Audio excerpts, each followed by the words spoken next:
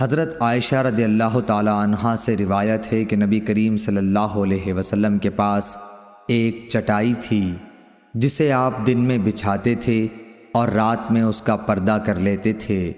फिर चंद लोग आपके पास खड़े हुए या आपकी तरफ झुके और आपके पीछे नमाज पढ़ने लगे। सही बुखारी हदीस नंबर 730।